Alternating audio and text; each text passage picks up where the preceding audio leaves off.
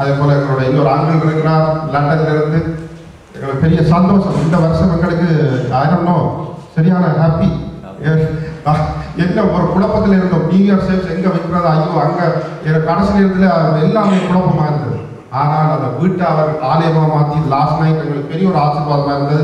வந்த ஒருவருடைய உங்களை கத்தர் உங்களை ஆசீர்வதிக்கப்படட்டும். வராதவர்கள் எங்களுடைய வாக்குத்தத்தங்கள் இருக்கிறது, எல்லா காரியங்களும் இருக்கிறது, கலெக்டர் இருக்கிறது, எல்லாம் நாங்கள் முடித்தோடனே தருவோம்.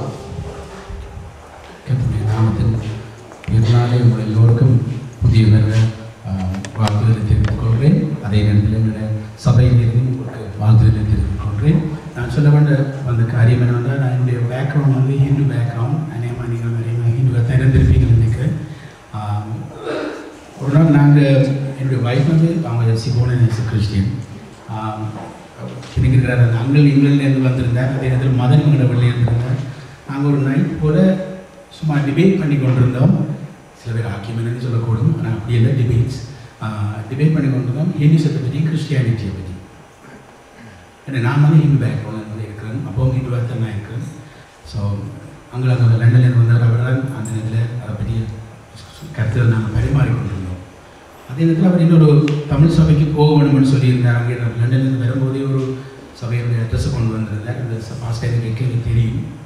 சில வழிகளில் நான் சில டைமில் நான் போயிருக்கிறேன்.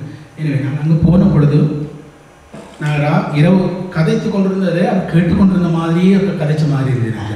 சபையில் கொடுக்கப்பட்ட பிரசங்கம் வந்து நாங்கள் ராத்திரி டிபேட் பண்ண என்ன கருத்தை வச்சு நாங்கள் டிபேட் பண்ணினோமோ அதே அப்படியே அவர் பிரசங்கமாக சொல்லியிருந்தீங்க. அப்போ எனக்கு என்னென்ன ஒரு ஆச்சரியமாக இருந்ததுன்னு இவருக்கு ராத்திரி கேட்டுக்கொண்டு இருந்திருந்தார் போல இருக்கிறது.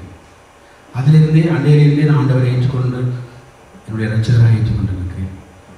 அவருடைய நாமத்தை உயர்த்துவதற்காக உங்களுக்காக இதை சொல்லியிருக்கிறேன்.